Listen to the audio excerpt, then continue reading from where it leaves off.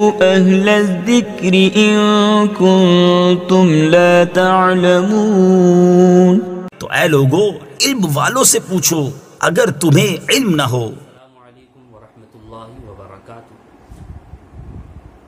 علم عقائد جو میرا یہ ایپیسوڈ چل رہا تھا، آج انشاءاللہ عز و جل آج ہم سیکھیں گے شرک کی تعریف، اور شرک کی تعریف کے ساتھ ساتھ ہم اس سے اور کیا کیا چیزیں سیکھ سکتے ہیں انشاءاللہ میں آپ کو بتاؤں گا۔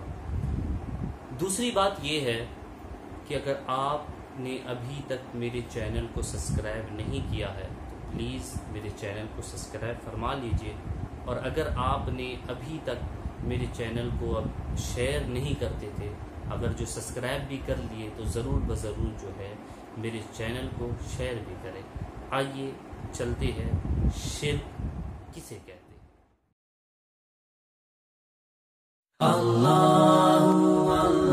شرک کیا؟ آئیے میں آپ کو سناتا ہوں۔ شرح عقائد صفحہ نمبر 78 میں صاحب شرح عقائد کیا فرماتے ہیں شرک کی تعریف، آپ اسے اسکرین پر بھی ملاحظہ فرما رہے ہوں گے۔ الاشراک ہوا اثبات الشریک فی الالوہیۃ بمعنی وجوب الوجود کمال المجوسی او بمعنی استحقاق العبادت کمال عبدت الاصنام۔ ترجمہ کیا ہوگا؟ الوہیت میں کسی کو اللہ کا شریک ثابت کرنا شرک ہے۔ الوہیت میں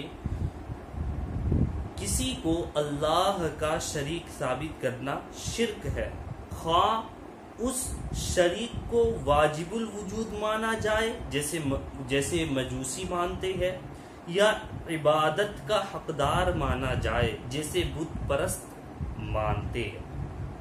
ٹھیک ہے، اب یہ تعریف شرع عقائد کی ہے، اور جو ہے آپ شرک کی جو ہے آسان اور سادہ تعریف یہ کر سکتے ہیں کہ خاصہ خداوندی کو غیر میں تسلیم کرنا۔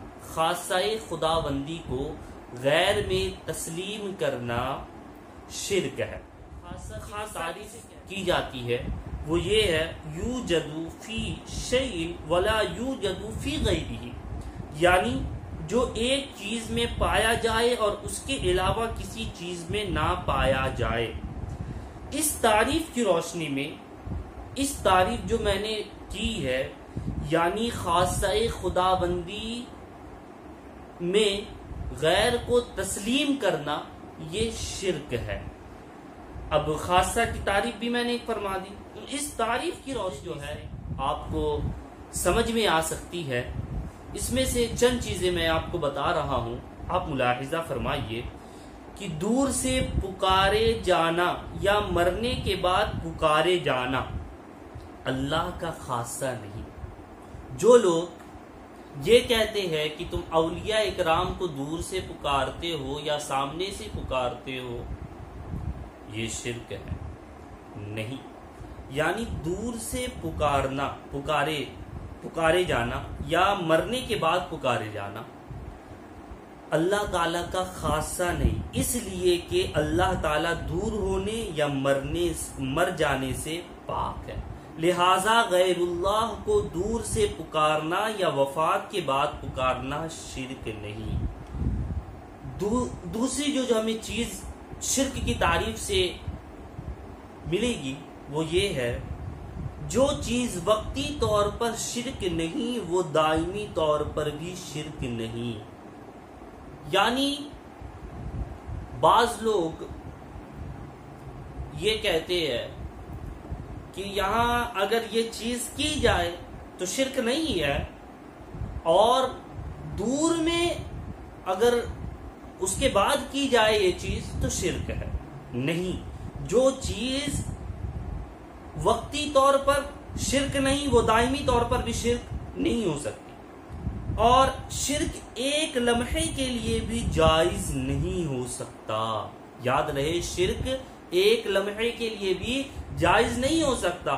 جو چیز انبیاء اکرام علیہ السلام کے حق میں شرک ہے وہ فرشتوں کے حق میں بھی شرک ہے۔ لہٰذا اگر حضور صلی اللہ تعالی علیہ وآلہ وسلم کو نور مارنا شرک ہے، بعض لوگ کہتے ہیں نا جو حضور کو نور مانے تو وہ شرک کر رہا ہے، نہیں، جو چیز انبیاء اکرام علیہ السلام کے لیے شرک ہے وہی چیز جو ہے فرشتوں کے لیے بھی شرک ہوگا جناب۔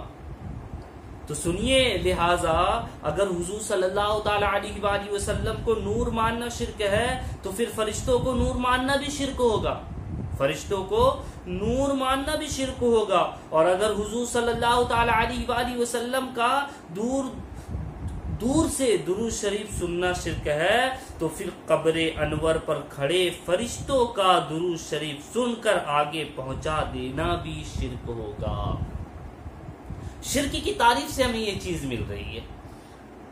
نمبر 5ویں چیز ہمیں کیا پتہ چلتی ہے، اس سے بتاتا ہوں آپ کو، سنیے۔ جو چیز آخرت میں شرک نہیں وہ دنیا میں بھی شرک نہیں۔ جیسے قیامت کے دن ایک شخص کہے گا یا رسول اللہ اغثنی، بخاری شریف کی حدیث پاک ہے، آپ اسے اسکرین پر ملاحظہ کر سکتے ہیں۔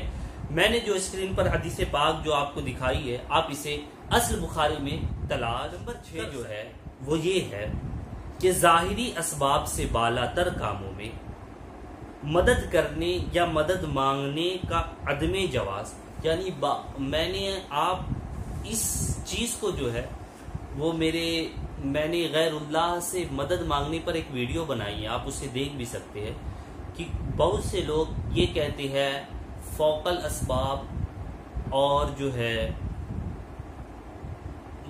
جو فوق الاسباب نہیں ہے، ٹھیک ہے، جو اسباب ہے اس کے ذریعے جو ہے اگر ہم مدد مانگے تو شرک نہیں، اور فوق الاسباب جو ہم مدد مانگے وہ شرک ہے۔ بعض لوگ یہ کہتے ہیں، ٹھیک ہے، جو چیز یہاں شرک ہے وہ چیز فوق الاسباب میں بھی شرک ہو، کیونکہ جو چیز ابھی میں نے ایک قاعدہ بھی بیان کیا آپ کو کہ ایسا نہیں ہے جو وقتی طور پر شرک نہیں ہوتا وہ دائمی طور پر بھی شرک نہیں ہوتا۔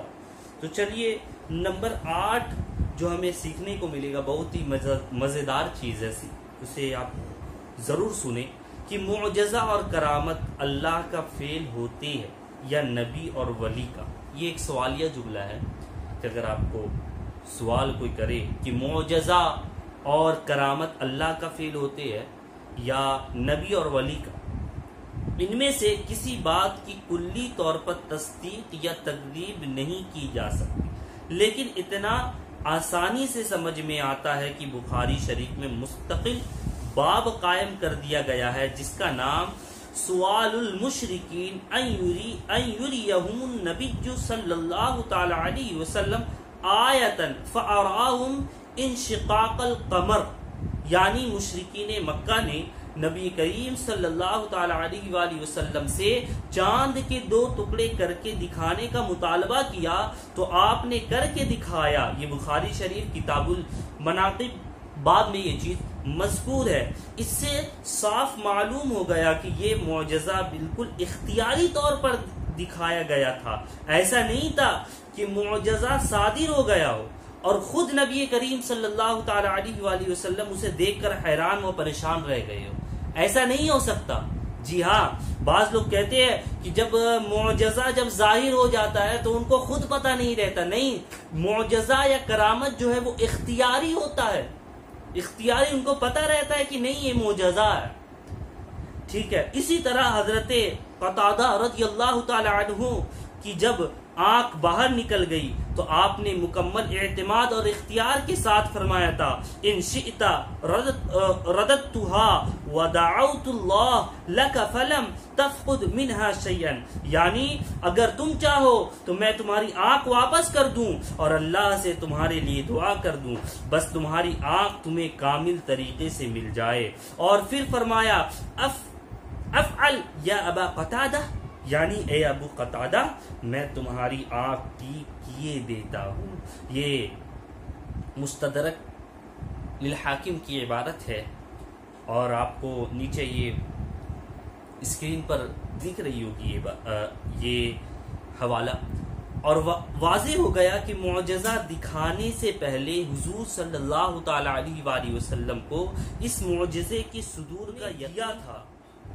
خدا نے جو انہیں کمال دیا تھا اس پر اعتماد تھا، حتیٰ کہ آقا علیہ الصلوۃ والسلام نے یہ فرمایا، افعل کا صیغہ استعمال کیا جو کہ واحد متکلم کا ہے۔ اب اگر چند مواقع پر بھی اختیار اور علم ثابت ہو گیا تو اختیار کے شرک ہونے کا قاعدہ ٹوٹ گیا، اس لیے جو چیز شرک ہو وہ ہمیشہ کے لیے شرک ہوتی ہے، ایک آدھا مرتبہ بھی اس کا وقوع جائز نہیں۔ اللہ کا اذن آ جائے تو شرک ختم ہو جاتا ہے، جیسے ملک الموت کا اللہ کے اذن سے موت دینا، حضرت جبرائیل علیہ الصلوۃ والسلام کے اذن سے حضرت مریم کو بیٹا دینا، حضرت عیسیٰ علیہ الصلوۃ والسلام کا اللہ کے اذن سے مردے زندہ کرنا وغیرہ۔ نمبر 10 جو ہمیں سیکھنے کو مل رہی ہے وہ یہ ہے، اللہ تعالیٰ کی صفات بندوں میں پائی جا سکتی ہے جسے ہر انسان سمیع و بصیر ہے، اور یہ سورہ دہر آیت نمبر 2 میں آپ کو یہ چیز مل جائے گی۔ اور نبی کریم رؤوف الرحیم صلی اللہ تعالی علیہ وآلہ وسلم رؤوف و رحیم ہے، یہ سورہ توبہ کی آیت بھی ہے، لیکن اللہ کی صفات اور بندوں کی صفات میں قدیم اور حادث، ذاتی و عطائی، اور لامحدود اور محدود کا فرق رکھنا ضروری ہے۔ یعنی اللہ کی صفات جو ہے وہ قدیم ہے، بندوں کی صفات جو ہے وہ حادث ہے۔ اللہ کی صفات ذاتی ہے، بندوں کی صفات عطائی ہے۔ اللہ کی صفات جو ہے لامحدود ہے، بندوں کی صفات جو ہے وہ محدود ہے۔ گویا خوارج اور جدید معتزلہ نے جو شرک کا مفہوم ہی بگاڑ رکھا ہے، اور اس لفظ کو نہایت ہی بے موقع استعمال کرنا ان کا مشغلہ بن چکا ہے۔ جی ہاں، مذکورہ اصولوں کی روشنی میں یا تو انہیں اہل سنت کو بھی موحد ماننا پڑے گا یا پھر خوارج خود بھی مشرک ثابت ہو جائیں گے۔ لہٰذا میرے پیارے پیارے اسلامی بھائیوں، جو لوگوں کو جو ہے شرک کا بار بار فتویٰ دیتے رہتے ہیں، مثلا کوئی یہ کہتا ہے کہ اللہ کے حبیب کو یا رسول اللہ کہنا شرک ہے، اور صحابہ اکرام سے یہ ثابت ہے کہ آقا علیہ الصلوۃ والسلام کو یا رسول اللہ کہا گیا ہے، تو جو چیز صحابہ اکرام کے دور میں شرک نہیں وہ چیز یہاں کیسے شرک ہوگا؟ میرے پیارے اور محترم اسلامی بھائیوں، یاد رکھے کہ جو لوگ یہ گمراہیت پھیلا رہے ہیں ہمیں ان سے بچنا ہے۔ السلام علیکم۔ اہل الذکر ان کنتم لا تعلمون۔ تو اے لوگو، علم والوں سے پوچھو اگر تمہیں علم نہ ہو۔